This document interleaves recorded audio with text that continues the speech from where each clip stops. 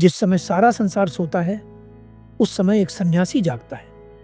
आपने यह कहावत सुनी होगी, लेकिन क्या आप इसका सही अर्थ जानते हैं? किस समय की बात हो रही है इस कहावत में? इस कहावत में ब्रह्म मुहूर्त की बात हो रही है। ब्रह्म मुहूर्त का अर्थ है सुबह 3 बजे से 6 बजे के बीच का समय। समय थोड़ा बहुत ऊपर नीचे हो सकता है, लेकिन आता इसी के बीच में है। आपने अब तक ब्रह्म मुहूर्त में जागने के फायदे सुने होंगे। किसी गांव में एक जिज्ञासु व्यक्ति रहता था। उसके भीतर इतनी जिज्ञासा थी कि वह जिस भी चीज के बारे में सुनता था उसके बारे में गहराई से जानना चाहता था। एक बार उसे एक सन्यासी मिलते हैं जिनसे वह ब्रह्म मुहूर्त के बारे में जानता है। फिर क्या था, उस दिन से वह जिज्ञासु व्यक्ति भी ब्रह्म मुहूर्त में जागना शुरू कर देता है। वह व्यक्ति पेशे से लकड़हारा था।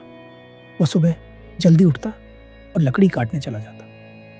2-4 दिन तक वह बड़े जोश के साथ इस कार्य को करता है, लेकिन कुछ देर बाद जब अन्य लकड़हारे आते तब उसे उठाते। पूरे दिन उसे नींद सताती। उसे समझ नहीं आ रहा था कि आखिर वह गलती कहाँ कर रहा है। उसके कार्य करने की क्षमता भी कम होती जा रही थी। वह अन्य लकड़हारों से कम लकड़ियां काटने लगा था। अन्य लकड़हारे सुबह देर से उठते थे, लेकिन वे ऊर्जा से भरे रहते थे।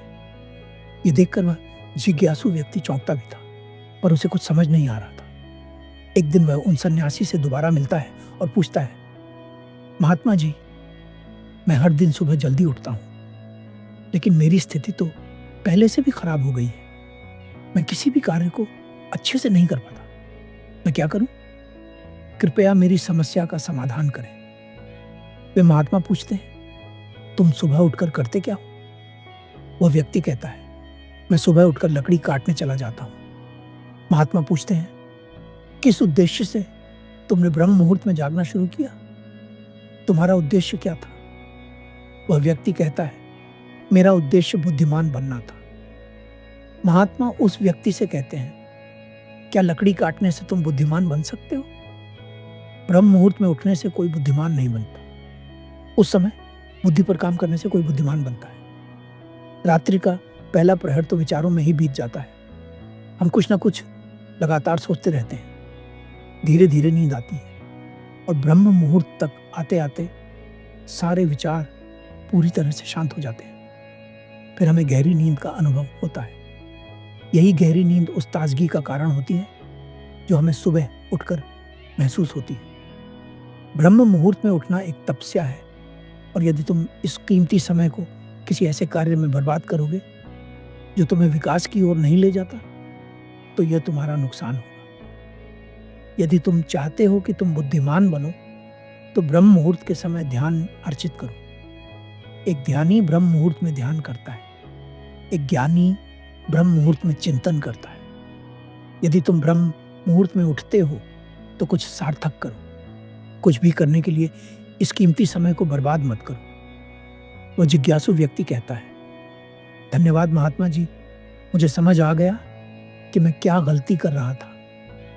मेरा एक प्रश्न और है, क्या मैं ब्रह्म मुहूर्त में ध्यान कर सकता हूँ?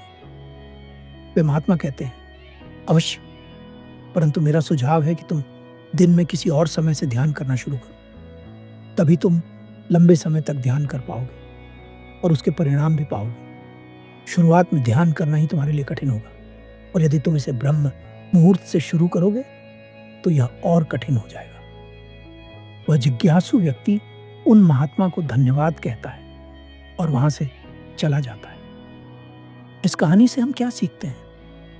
पहली बात, ब्रह्म मुहूर्त में उठकर कुछ भी करने नहीं लग जाना है। वही कार्य करना है जो नींद से ज्यादा आवश्यक हो।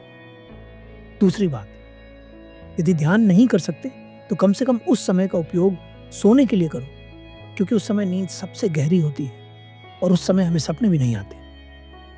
तीसरी बात, यदि ध्यान करना चाहते हो तो शुरुआत ब्रह्म मुहूर्त से बिल्कुल मत करो। दिन में किसी ऐसे समय से शुरू करो जिससे कि तुम लगातार ध्यान कर सको और उसके परिणाम पा सको। तुम सुबह, शाम, रात किसी भी समय ध्यान कर सकते हो। ये 3 बातें हम इस कहानी से सीखते हैं।